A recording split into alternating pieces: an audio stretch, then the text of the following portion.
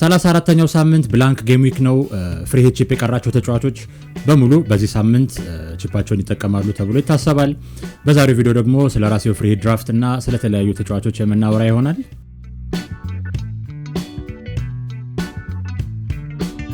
ሰላም ጋይስ እንዴት ናችሁ? ሀላል ማህሪ ነኝ። እንግዲህ ለቻናሉ አዲስ የሆናችሁ ዌልካም፣ ሰብስክራይብ በማድረግ ቤተሰባችን መሆን ትችላላችሁ። እንግዲህ ኢንፎርሜሽን ለመስጠት ያህል ይህን ቪዲዮ የአርሰናል እና ክሪስታል ፓላስ ጨዋታ ከመደረጉ በፊት ነው እየሰራው ያለሁት። ግን እነዚህ ቡድኖች ደግሞ በ34ኛው ሳምንት ብላንክ ስለሚያደርጉ ብዙም የምንሰራው ቡድን ላይ ተጽዕኖ አይኖራቸውም ብዬ አስባለሁ። ጨዋታዎቹን ለማየት ያህል እንግዲህ ቅዳሜ ቼልሲ ከኤቨርተን፣ ብራይተን ከዌስትሃም፣ ኒውካስል ከኢፕስዊች፣ ሳውዝሃምፕተን ከፉልሃም፣ ወልቭስ ከሌስተር ጋር ይገናኛሉ። እሁድ ደግሞ ቦርንማውዝ ከማን ዩናይትድ፣ ሊቨርፑል ከስፐርስ ጋር የሚገናኝ ይሆናል። ሐሙስ ደግሞ የመጨረሻው ጨዋታ ፎረስት ከብሬንትፈርድ ጋር ጨዋታቸውን የሚያደርጉ ይሆናል ማለት ነው። ስለዚህም ደግሞ አርሰናል፣ አስተን ቪላ፣ ክሪስታል ፓላስ እና ማንቸስተር ሲቲ ያው በ33ኛው ሳምንት ደብል ጌም ዊክ የነበራቸው በ34ኛው ሳምንት ጨዋታ የማይኖራቸው ቡድኖች ይሆናሉ ማለት ነው። እንግዲህ ከነዚህ ጨዋታዎች የትኞቹን ታርጌት እናድርግ ስንል እንግዲህ በጣም ብዙ ነጥብ የምናገኝባቸው የሚመስሉኝ ኒውካስል ከኢፕስዊች፣ ፉልሃም ከሳውዝሃምፕተን እና ወልቭስ ከሌስተር ጋር የሚያደርጉት ጨዋታ ነው። ሶስቱም ቡድኖች ማለትም ኢፕስዊች፣ ሳውዝሃምፕተን እና ሌስተር በጣም ደካማ ስለሆኑ እንግዲህ ብዙ ጊዜ ከነሱ ጋር የሚገናኙ ተጫዋቾችን የምናስገባው ወይም የምናሰልፈው። ስለዚህ ከኒውካስል፣ ፉልሃም እና ወልቭስ የተወሰኑ ተጫዋቾች መያዝ ግድ ይለናል ማለት ነው። ከዛ ውጪ እንደ ሳላ፣ ፓልመር እና ውድ ሌላ ጥሩ አማራጮቻችን ናቸው ብዬ አስባለሁ፣ እንደ አጫወት ስታይላችን ማለት ነው። ለማንኛውም ወደ ተጫዋቾች ዲቴል ከመሄዳችን በፊት እንግዲህ የሮብ ቲኤፍፒኤልን የ34ኛውን ሳምንት የጎልና ክሊንሺት ኦድ ብናይ በግራ የምናየው የሳምንቱ ፕሮጀክትድ ጎልስ ነው። ማለትም የትኞቹ ቡድኖች የበለጠ ጎል የማግባት እድል አላቸው የሚለው ነው። እንደምታዩት ደግሞ ሊቨርፑል በ2.9 ከላይ ተቀምጦ እናገኘዋለን። ኒውካስል በ2.85፣ ቀጥሎ ብራይተን በ2፣ ከዛም ቦርንማውዝ፣ ፉልሃም፣ ወልቭስ፣ ቼልሲ ወደ 2 የተጠጉ ቡድኖች ናቸው። ከዛ ደግሞ እርስ በርስ የሚገናኙትን ፎረስት እና ብሬንትፈርድን ላጠገብ እናገኛለን ማለት ነው። ከዛ ውጪ በቀኝ የምናገኘው ደግሞ የክሊንሺት ኦድ ነው። ኒውካስል፣ ቼልሲ እና ወልቭስ ሶስቱም ከተመራጩ 40% በላይ ናቸው። የበለጠ ደግሞ ኒውካስል ከላይ በ46% ከላይ መቀመጡ አትሊስት አንድ እንኳን ተከላካይ ከነሱ እንድንይዝ ያስገደደናል ማለት ነው። ካለን 3 ተሰላፊ የተከላካይ ምርጫ አንጻር ደግሞ እንደ አማራጭ ከነዚህ 3 ቡድኖች ባንወጣ አሪፍ ያደርጓል ብዬ አስባለሁ። እንደ አማራጭ ደግሞ ከሊቨርፑል፣ ፉልሃም፣ ብራይተን እና ቦርንማውዝ በረኞቻችንን ጨምሮ ቤንች የምናደርጋቸውን ተጫዋቾች ማስገባት እንችላለን። ስለዚህ እንደ ፎረስት እና ብሬንትፈርድ ካሉ ቡድኖች ተከላካይ መያዝ የማይመከር ይሆናል ማለት ነው። ከዚህ ሊስት በጣም የገረመኝ የስፐርስ መጨረሻ መቀመጥ ነው። ምንም አቋማቸው በጣም ቢወርድም ከኢፕስዊች እኩል ይገመታሉ ብዬ አልጠበቅኩም ነበር። ይህ ደግሞ ከነሱ ጋር የሚጫወተው እና በፕሮጀክትድ ጎል ላይ ከላይ ከተቀመጠው ሊቨርፑል አጥቂ ማስገባት ሌላው ግድ የሚለን ነገር እንዲሆን ያደርጋል ማለት ነው። ይህን ካልን ደግሞ እንግዲህ ከዚህ ሊስት በመነሳት በእያንዳንዱ የጨዋታ ቦታ ጥሩ አማራጭ ናቸው ያልኳቸውን ተጫዋቾች እናያለን። እንግዲህ የምታዩት ቡድን የኔ የ34ኛው ሳምንት የፍሪ ሂት ቡድኔ የመጀመሪያ ድራፍት ነው። እንደ ሁኔታው የተወሰነ ማስተካከያ ላደርግ እችላለሁ፣ ግን ከሞላ ጎደል ቅርጹ ይሄ ነው የሚሆነው። በግራ የምታዩት ደግሞ ቅድም ባልኳችሁ መሰረት ለዚህ ሳምንት ጥሩ አማራጭ ይሆናሉ ብዬ ያሰብኳቸው ተጫዋቾች ዝርዝር ነው። ብዙ ጊዜ ብላንክ ጌም ዊክ ላይ ፍሪ ሂት ስንጠቀም የሁሉም ሰው ማለት ይቻላል የቡድን መመሳሰል ይታያል ወይም በጣም ቴምፕሌት ይሆናል ማለት ነው። ስለዚህ ደግሞ ራንካችንን በበለጠ ከፍ እንዲል በራሳችን የተወሰነ ወጣ ያለ ማስተካከያ ማድረግ ይኖርብናል ማለት ነው። ከዛ ውጪ እዚህ ቡድን ላይ እንደምታዩት ከአንድ ቡድን 3 ተጫዋቾች ያስገባሁት ከኒውካስል ብቻ ነው። ምክንያቱም ደግሞ ኒውካስል ብዙ ጎሎችን ያስቆጥራሉ ብዬም ስላሰብኩ ነው። የሮብ ቲም ዳታ ይደግፈኛል እሱ ላይ። ሌላ ደግሞ ከሊቨርፑል ውጪ እንዲሁ ያደርጋል ብዬ የተማመንኩበት ሌላ ቡድን የለም። ስለዚህ ሁለቱ ቡድኖች ናቸው አታኪንግ ላይ ብዙ ሪተርን ያመጡልናል ብዬ ያሰብኩት። ስለዚህ ደግሞ በተቻለ መጠን ከተለያዩ ቡድኖች የማግባት ወይም አሲስት የማድረግ ቻንስ ያላቸውን ተጫዋቾች እንዲሁም ደግሞ ፔናልቲ መቾችን አስቤ የሰራሁት ቡድን ነው ማለት ነው። ወደ ተጫዋቾቹ ዝርዝር ሲሄድ እንግዲህ ከበረኞች ቅድም ከነገርኳችሁ ቡድኖች ሳንወጣ እንደ ፖፕ፣ ሳንቼዝ፣ ሳ፣ ሌኖ፣ አሊሰን እና ቨርብሮን እናገኛለን።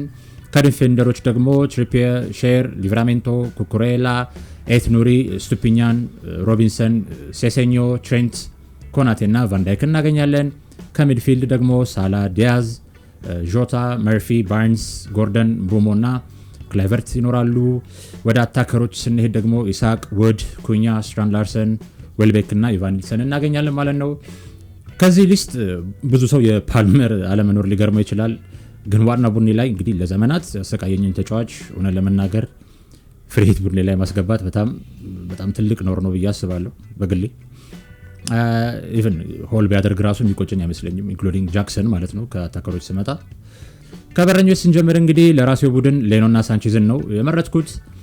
ያው ፖፕን እንዳልመርጥ እንግዲህ ያደረገኝ ኒውካስል ብዙ የአውትፊልድ ተጫዋቾች አማራጮች እንደመኖራቸው ከበረኛ ይልቅ ሶስቱን የተጫዋች አማራጮችን የተሻለ ነጥብ ሊያመጡልኝ የሚችሉ ተጫዋቾች ላይ ለማድረግ ስላሰብኩ ነው። ያው አታከሮቼ ላይ ማለት ነው። ሳ እና ቨርብሮገን ጥሩ አማራጮች ናቸው፣ ግን ተጋጣሚዎቻቸው ሌስተር እና ዌስትሃም ጎል ያስቆጥራሉ የሚል የግል እምነት አለኝ። ሌስተር ከዚህ በኋላ እንግዲህ ለራሳቸው ሞራል ሲሉና ከዚህ በኋላ ምንም የሚያጡት ነገር ስለሌለ ነፃ ሆነው የሚጫወቱ ይመስለኛል። እንደ ማከቴራ አይነት ተጫዋቾችም እንግዲህ የጨዋታ ሰዓት ያገኙ ነው። ስለዚህ የተለየ ሌስተር ሲቲ እናያለን ብዬ አስባለሁ። የቀረው አሊሰን ነው። እሱንም እንግዲህ ያላስገባሁበት ምክንያት ቶተናም ምንም በመከላከሉ ደካማ ቢሆኑም እንደ ማዲሰን፣ ጆንሰን እና ሰሞኑ ደግሞ እንደ ሳር ያሉ ተጫዋቾች ጎል ላይ እድል ካገኙ የማይምሩ አይነት ተጫዋቾች ስለሆኑ የአሊሰንን ነገር እንግዲህ ሳያሳምነኝ ቀርቷል ማለት ነው። ስለዚህ ሳንቼዝ እና ሌኖ ተቀዳሚ ምርጫዎች ይሆነዋል። ኤቨርተን ደግሞ እንግዲህ ጥሩ ይከላከሉ እንጂ በአሁኑ ሰዓት የጎል ማግባት እጥረት ላይ ያሉ ቡድኖች ናቸው። ስለዚህ ሳንቼዝ ቀዳሚ በረኛ ምርጫ ይሆናል ማለት ነው። ወደ ዲፌንደሮች ስመጣ እንግዲህ ሶስቱም ያሰለፍኳቸው ተጫዋቾች እንግዲህ በሮብቲ ዳታ ላይ የበለጠ የክሊንሺት ያገኛሉ ከተባሉ ቡድኖች መሀል ናቸው ማለት ነው። ትልቁ ዳይሌማ የነበረው እንግዲህ የኒውካስል ተከላካይ ምርጫ ነበረ። ሼር እና ሊቨራሜንቶ በጣም አጓጊ አማራጮች ነበሩ፣ ግን ትሪፒየር እንደ ሴት ፒስ ቴከርነቱ እና ደግሞ የበለጠ ደግሞ ዲፈረንሻል ወይም ብዙ ቡድን ውስጥ አይኖርም በሚል እሳቤ እሱን ላስገባው ድጃለሁ ማለት ነው። ግን ሼርም ሆነ ሊቨራሜንቶ እኩል ጥሩ ምርጫ ናቸው። ሌላው የሊቨርፑል ተከላካዮችን ማየት እንችላለን። ስፔሻሊ ትሬንት የጨዋታ ሰዓት የሚያገኝ ከሆነ በጣም አሪፍ አማራጭ ነው። ግን ስቲል ፍሪት ላይ እርግጠኛ ተሰልፎ የሚጫወት ተጫዋች ብንይዝ ተመራጭ ነው ብዬ አስባለሁ። ቫንዳይክ እና ኮናቴ ደግሞ እንግዲህ ከሌሎቹ የተከላካይ ምርጫዎቻችን ያነሰ አታኪንግ ኳሊቲ ስላላቸው ቡድኔን አልተቀላቀሉም ማለት ነው። ያው የክሊንሺት ወዳቸው ከፍ ያለ ነው። በእርግጥ ግን የኔም ባህሪ ለምታውቁ ሰዎች እንግዲህ ከተከላካይ መወደው ኳሊቲ የማጥቃትን ብቃታቸው እንደሆነ ታውቃላችሁ ብዬ አስባለሁ። ከዛ ውጭ እንግዲህ ከዚህ ሊስት በጣም የተመቸኝ ተጫዋች ሴሴኞን ነው። ምንም እንደ ተከላካይ ቢሆንም የሚታሰበው አሁን በራይት ዊንገርነት ነው የተጫወተ ያለው። ግን አሁን ደግሞ ቀድሞ በዛ ቦታ የሚጫወተው የሃሪ ዊልሰን መመለስ ቦታውን ሊያሳጣው ይችላል እንጂ በጣም አሪፍ ኦፕሽን ነበር። ኤኒዌይስ ያው ለጊዜው ሴሴኞንም ቤንች ላይ አድርጌዋለሁ አዲስ ነገር እስክንሰማ ማለት ነው። ወደ ሚድፊልድ ሲሄድ ደግሞ ባይ ዲፎልት ሁላችንም ቡድን ውስጥ ሊኖር የሚገባውን ሞ ሳላህ እናገኛለን። ከሊቨርፑል ደግሞ እንግዲህ ዳያዝ እና ጆታ ሁለት ለማወዳደር የከበዱኝ ተጫዋቾች ናቸው። ያው በጨዋታ ሰዓት ካየን ዳያዝ የተሻለ እድል አለው። ጆታ ደግሞ እንግዲህ የበለጠ የማግባት እድል አለው ብዬ በግሌ አሰብኩ። እናም ጆታን እንግዲህ ፋይናሊ ወደ ቡድን ያስገባሁት። ግን ቅድም እንደነገርኳችሁ ይህን ቪዲዮ ስሰራ ገና የአርሰናልና ፓላስ ጨዋታ ገና አልተካሄደም እና ምናልባት ዛሬ አርሰናል ነጥብ የሚጥል ከሆነና ሊቨርፑል ዋንጫ መብላቱን ካረጋገጠ ሊቨርፑል ቤት የተወሰነ የአሰላለፍ ለውጥ ልናይ እንችላለን ብዬ አስባለሁ። ሁለቱንም ማስገባት ይቻላል እንደ አማራጭ። ግን ያው ቪዲዮ መጀመሪያ ላይ እንዳልኳችሁ ከተለያየ ቡድን ተጫዋቾች ማስገባትና ቻንስ ማስፋት ነው እቅዴ እንግዲህ። ስለዚህ እሱን ሀሳብ ትቻለሁ ማለት ነው። ሁለት ተጫዋች ወይም ሚድፊልደር መያዝ ከሊቨርፑል። ሌላው እንዲሁ ከኒውካስል ቤትም ብዙ አማራጮች አሉ። መርፊ፣ ባርንስ እና ጎርደን ምርጥ የሚባሉት የኒውካስል አሴቶች ናቸው። ያው ጎርደን በቅርብ ጊዜ እንግዲህ ከጉዳት እንደመመለሱ አንጻር እና ደግሞ መርፊና ባርንስ ጥሩ አቋም ላይ እንደመሆናቸው ጨዋታውን ይጀምራል ብዬ አላስብም ጎርደን። ከመርፊና ባርንስ ደግሞ እንግዲህ ባርንስን የመረጥኩበት ምክንያት አንድ ባርንስ ከሰሞኑ እያሳየው ያለው የጎል ተሳትፎ ያለበትን ፎርም ያሳየን ይመስለኛል። ኢቨን ባለፉት 6 ጨዋታዎች ብቻ 4 ጎሎችና 4 አሲስቶችን ማስመዝገብ ወይም ማድረግ ችሏል። ከዛ ባለፈ ደግሞ ጎርደን ወደ ጨዋታ በተመለሰባቸው ያለፉት 3 ጨዋታዎች ላይ ተቀይሮ እየወጣ ያለው መርፊ ነው። እሱም ደግሞ ባለፉት 6 ጨዋታዎች 3 አሲስት እና 3 ጎሎችን አስቆጥሯል። ይህም ከባርንስ በ1 አሲስት እና 1 ጎል ያነሰ ነው። ይህም እንግዲህ ሙሉ 90 ደቂቃ ለመጫወቱ ትልቅ ፋክተር አለው ብዬ አስባለሁ። ስለዚህ ባርንስ ቀዳሚ ምርጫ ይሆናል ማለት ነው።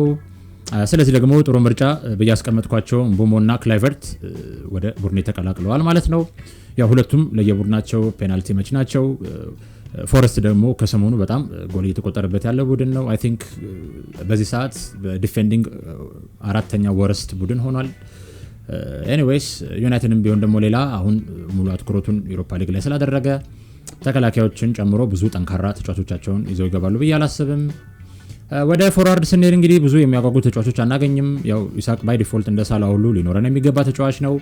ከዛ ውጪ አሁን ይባስ መከላከል ካቃተው ዌስትሃም ዩናይትድ ጋር የሚገናኘው ዌልቤክ ከጆዋ ፔድሮ አለመኖር ጋር ጥሩ ዲፈረንስ አለው ብዬ ስላሰብኩ እሱን አስገብቼዋለሁ። ያው ፔድሮ ባለመኖሩ ደግሞ ሁለተኛ ምርጫ የፔናልቲ መች ለብራይተን እሱ እንደሆነ አንፃር ሌላ ጥሩ አድቫንቴጅ ነው ብዬ አስባለሁ። ሌላው ሊስቱ ላይ ያሉት እንግዲህ ኩኛ፣ ስትራንድ ላርሰን፣ ውድ በጣም አሪፍ ኦፕሽን ናቸው። ግን መጫወት ያሰብኩት በዚህ ሳምንት 3-5-2 ፎርሜሽን ስለሆነ እንግዲህ የግድ 2 ፎርዋርድ ብቻ ነው መምረጥም ማሰለፍም የምችለው። ስለዚህ እንግዲህ ያው ማንንም ባስገባ ያው ቤንች ላይ መሆናቸው የማይቀር ነው። ስለዚህ ኢቫን ኒልሰን ለቡድኔ የቤንች ተጫዋች ሆኗል ማለት ነው። ግን ያው ምናልባት ከቀየርኩ ዌልቤክን ወደ ኩኛ ልቀየር እችላለሁ። ያው ሌስተር ለነጥብ የሚመች ቡድን ነው። ግን ቀደም እንዳልኳችሁ ደግሞ ሌስተር ተሻሽለው ሊመጡ የሚችሉበት እድል ከፍ ያለ ነው ብዬ በግሌ ስለማምን ለጊዜው ዌልቤክን ቀዳሚ ምርጫዬ አድርጌዋለሁ፣ ወይም ዌልቤክ ቀዳሚ ምርጫዬ ሆኗል ማለት ነው። ያው እንግዲህ ይሄን ካልኳችሁ ደግሞ ወደ ካፕቴን ምርጫዬ ስመጣ ያው ምስሉ ላይ እንደምታዩት ሞሳላ ነው የዚህ ሳምንት ካፕቴን የሚሆነው። በአርሰናል እና ክሪስታል ፓላስ ጨዋታ እንግዲህ ዋንጫ መብላታቸውን ካላረጋገጡ ሳላ ስፐርስ ላይ ብዙ ነገሮችን ይፈጥራል ብዬ አስባለሁ። ኢቭን ቢረጋገጥ እንኳን ሆል ያደርጋል ብዬ ግምት አለኝ። ቫይስ ካፕቴኔ ደግሞ እንግዲህ ኢሳቅ ይሆናል ማለት ነው። በተረፈ የ34ኛው ሳምንት የፍሪሂት ቡድን ይሄንን ይመስላል። ቡድኑ ላይ ለውጥ የማድረግ ወይም አዲስ ነገር የሚፈጠር ከሆነ እንደተለመደው ቴሌግራም ቻናሌ ላይ የማሳውቃችሁ ይሆናል። እዚሁ ደግሞ በዩቲዩብ ኮሚኒቲ ፖስት ላይ ማሳውቃችኋለሁ ማለት ነው። እናንተም እንግዲህ ስለ ቡድናችሁ ከኔ ጋርም ሆነ እርስ በርስ መወያየት የምትፈልጉ ከሆነ ከስር በማስቀመጥላችሁ ሊንክ የቴሌግራም ቻናሌን ጆይን በማድረግ መሳተፍ ትችላላችሁ። እዚሁ ቻናል ላይም እንደተለመደው የተለያዩ ስታቶችን ፖስት የማድረግላችሁ ይሆናል። ቪዲዮ ከተመቻችሁ ደግሞ እንግዲህ ሰብስክራይብ በማድረግ ቤተሰባችን መሆን እንዳትረሱ። ሐሳብ፣ ጥያቄ፣ አስተያየትም ካላችሁ ከታች ኮሜንት ላይ አስቀምጡልኝ። በተረፈ ቀሪው የውድድር ዓመት መልካም ይሁንላችሁ። ስለተከታተላችሁኝ አመሰግናለሁ። ቴንክ ዩ ወይም ባይ ባይ።